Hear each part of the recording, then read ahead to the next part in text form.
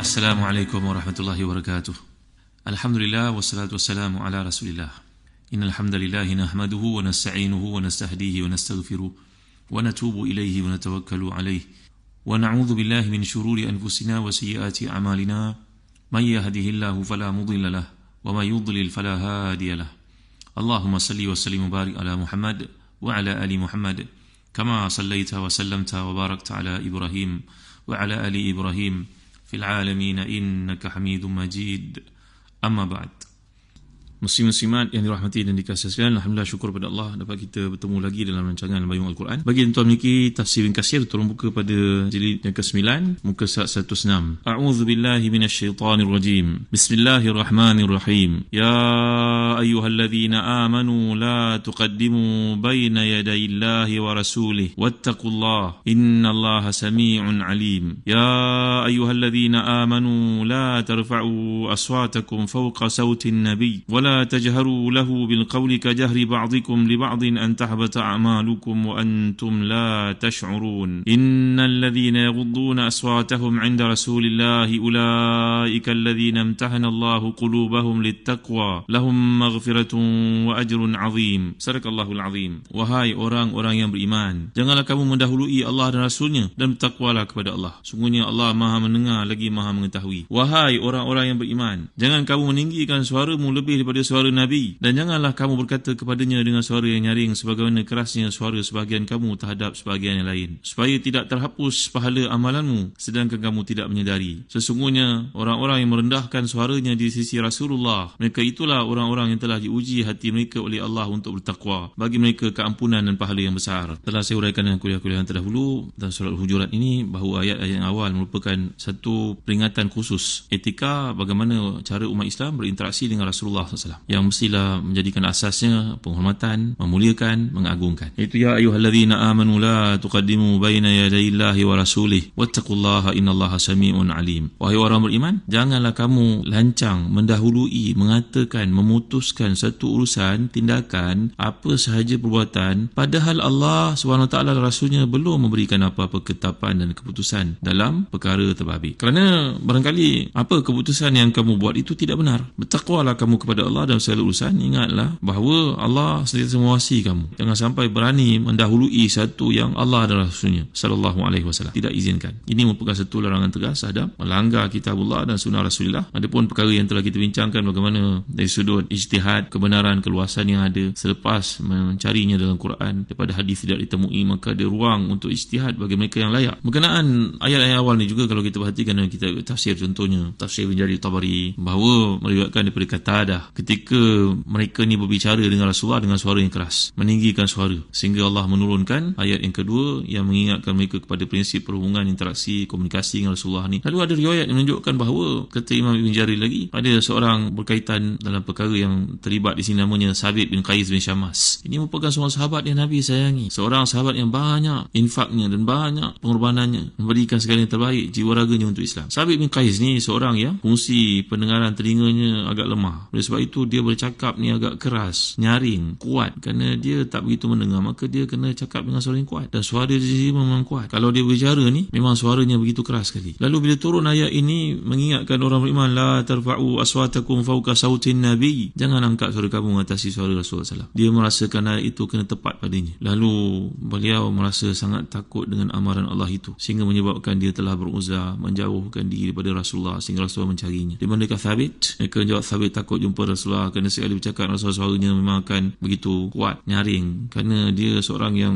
ada masalah pendengaran, maka dia cuba untuk kuatkan suaranya. Dia merasakan bahawa level suaranya itu boleh didengar orang, padahal lebih pada keadaan yang sepatutnya. Maka Rasulullah SAW telah menyatakan kepada para sahabat, kabarkan kepadanya, ayat ini turun bukan ditujukan kepada beliau sebagai ancaman, sebaliknya Sabit adalah ahli syurga. Allahu Akbar. Begitu juga Imam Ibn Jarir mengemukakan satu riwayat daripada Muhammad bin Thabit bin Qais bin Syammas. Kita turunnya ayat kedua daripada surah Al-Hujurat, Sabit ni duduk duduk tepi jalan menangis. Lalu Asim bin Adi bin Ajalan lalu di situ dan bertanya, apa yang buat menangis wahai Thabit? Dia menjawab, ayat ini aku sangat bimbang kalau turunnya berkaitan dengan diri aku, kerana aku ni suara cukup lantang, cukup kuat, aku tak boleh nak kurangkan volume suara ni. Lalu perkara itu diadu kepada Rasulullah SAW. Rasulullah telah memanggilnya dan berkata kepadanya, tidakkah kamu reda hidup kamu terpuji, mati kamu sebagai seorang syahid dan masuk syurga? Dia menjawab, Rasulullah, saya reda, saya tidak akan meninggikan suara saya lagi di depan Rasulullah SAW. Ini berkaitan dengan perilaku seorang sahabat seperti Sabit, dan saya telah bawa contoh-contoh yang lain bagaimana para sahabat memahami ayat ini dalam bentuk yang sangat menakjubkan. Begitu juga sebuah riwayat daripada Tabarani yang juga Abu Ya'la dengan sanad yang hasan daripada Zaid bin Arqam, berkata ada beberapa orang Arab datang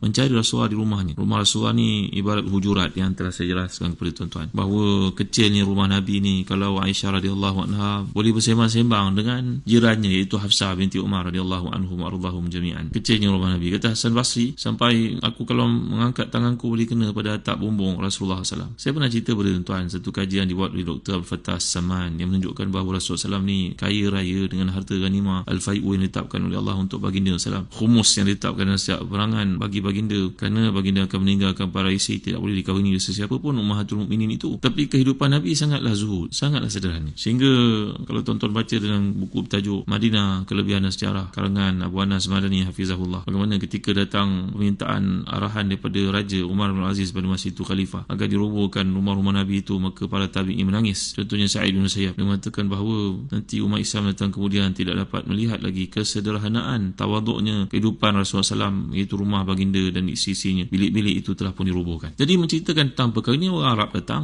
orang Arab Badui yang memang bersifat jufa, jafi, keras, kering, kita kata dalam bahasa Melayu. Mereka datang memanggil Rasulullah SAW dengan panggilan, wahai Muhammad, keluarlah, kami nak tanya soalan di sini. Ini adalah satu sikap biadab yang tidak sepatutnya berlaku. Bahkan oleh anak-anak kecil di sekolah pun memahami bagaimana perlu menghormati guru. Tidak boleh berjalan di hadapan guru sebagai contohnya membantu guru, tidak bertanya soalan-soalan yang boleh menyakitkan guru, menyakiti hatinya sebagainya. Jadi Abdul Razak meriwayatkan daripada Qatadah, ada seorang lelaki datang berjumpa Rasulullah berkata, wahai Muhammad, aku ini pujian aku indah dan kejian aku buruk. Baginda SAW menjawab pada lelaki ini, kamu berbohong, kerana yang pujiannya indah dan celaannya buruk adalah Allah SWT. Ini kerana sifat sombong yang ada pada lelaki ini yang dikatakan oleh sebagian ahli tafsir sebagai munafik. Beliau berkata kepada Rasulullah SAW, wahai Muhammad, kena ingat tahu, aku ni kalau bercakap orang dengar, aku puji langit orang itu naik, kalau aku keji membumi orang itu jatuh. Seolah begitulah kata-kata. Dengan sombong berkata demikian kepada Rasulullah dan memanggil Rasulullah pun dengan panggilan yang Muhammad. Lalu ayat daripada surah Hujurat turun untuk menegur perbuatan yang tidak sepatutnya ditujukan oleh seorang pengikut kepada gurunya. Jadi walaupun hadis ini penilaiannya merupakan satu hadis mursal, namun ada juga sejumlah hadis marfu' yang menguatkan maksudnya, bahawa daripada Al-Barra yang diriwayatkan oleh Imam Tirmizi dalam sunannya. Jadi berkaitan dengan perkara ini, Imam Ahmad juga meriwayatkan satu hadis dengan sanad yang sahih daripada Aqra' bin Habis, bahawa dia datang berjumpa Rasulullah, memanggil Rasulullah daripada luar bilik. Dia berkata, wahai Muhammad. Ini setengah pendapat yang sampai kepada kita.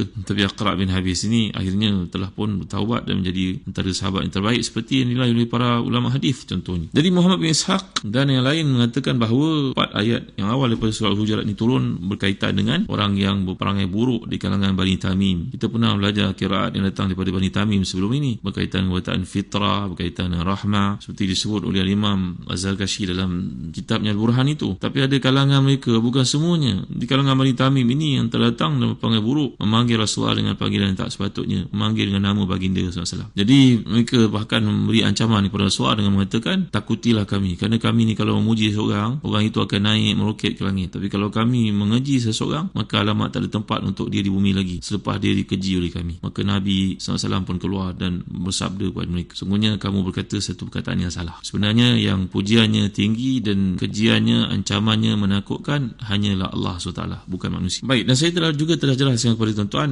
berkaitan keluasan yang ada dalam Islam, iaitu kebenaran untuk memberikan pendapat, pemikiran, pandangan. Bahkan ketika berlaku perang Badar pun yang kita pelajari, tampil seorang sahabat untuk bertanya kepada Rasulullah SAW, apakah ketetapan duduk di sini merupakan wahyu daripada Allah yang mana kita tidak boleh bergerak sejengkal pun, sehasta pun ke depan atau ke belakang, atau ia merupakan satu pandangan Rasulullah SAW berkaitan dengan peperangan, kita elok berada di sini. Maka Rasulullah telah menjawab pada sahabat ini merupakan pandangan aku. Maka jawapan sahabat ini kepada Rasulullah mengusulkan, wahai Rasulullah, saya biasa pergi perang, tindakan ini kurang tepat. Yang tepatnya kita mesti menguasai sumber air terlebih dahulu, kerana dalam peperangan musuh yang tidak ada air, kekurangan bekalan air, mereka akan tewas dengan cepat. Rasulullah meraihkan pandangan itu, menunjukkan kepada kita ada keluasan dalam berikan pandangan, tapi mesti mestilah melalui prosesnya, cara menghormatinya, bagaimana kata-kata yang sepatutnya diamalkan dalam prinsip menasihati itu. Kita lihat bila Allah menyatakan ya ayyuhalladzina amanu la tarfa'u aswatakum fawqa sautin nabi, wahai orang beriman kepada Allah dan Rasulnya, apabila kamu bercakap dengan Rasulullah, jangan kamu meninggikan suara, sebab meninggikan suara itu menunjukkan sifat tidak bersopan santun, tidak menghormati. Dan lebih malang lagi kalau itu merupakan satu bentuk pelecehan, menghina. Sayyidina Umar Khattab radhiyallahu anhu ni dikatakan kualiti yang ada pada baginda Umar radhiyallahu anhu, idza masya asra wa idza takallama asma' wa idza daraba auja'. Sayyidina Umar ni kalau dia bercakap suaranya kedengaran. Bahkan karamah yang Allah berikan kepada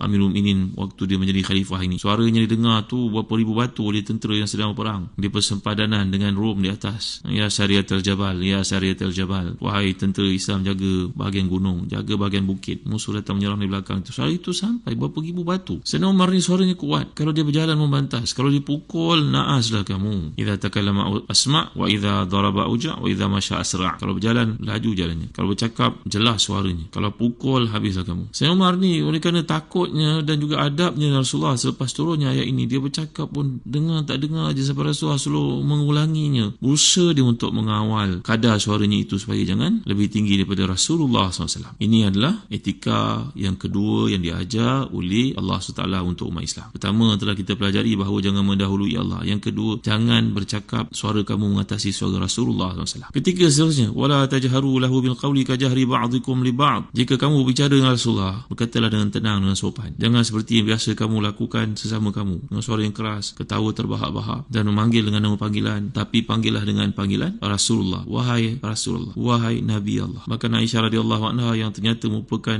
wanita, isteri yang paling dicintai oleh Nabi pun memanggil Nabi dengan panggilan semikian, tak pernah beranjak daripada perkara tersebut. Jadi inilah adab satu penghormatan yang ditugaskan sebagai satu peranan untuk kaum mukminin. Tanggungjawab mereka menghormati tugas dan juga risalah yang telah pun Allah berikan kepada baginda SAW. Maka semestinya sewajibnya mereka mengambil pendekatan memuji, memanggil dengan nama-nama yang baik yang Allah sendiri memanggil baginda dengan panggilan sedemikian. Allah beri amaran, antahbata a'malukum wa antum la tash'urun, bahawa orang yang mengeraskan suara, menyaringkan suara ni, dia telah pun keluar daripada batasan kewajaran. Dia perlu bimbang bahawa pahala amalan yang dilakukan itu kerana meremehkan kedudukan Rasulullah, bercakap dengan suara yang keras seperti itu, dia membawa kepada kekufuran. Maka pahala yang telah dibina sekian waktu dengan ujian memasuki Islamnya, peperangannya, apa semua akan gugur dengan sebab bercakap kasar dengan Rasulullah SAW. Berkata ni mengundang pahala dan dosa, tuan-tuan. Jangan pandang dia remeh. Kan itu pesan Nabi kepada seorang sahabat, inna rajula la yatakallamu bil kalima min ridwanillahi azza wa jal la yulqi laha balan yuktabu lahu biha al-jannah wa inna rajula yatakallamu bil kalima min sakhatillah la yulqi laha balan yahwi biha fi nari ab'ad ma baina samai wal ard. Orang itu barangkali dia mengucapkan satu kalimah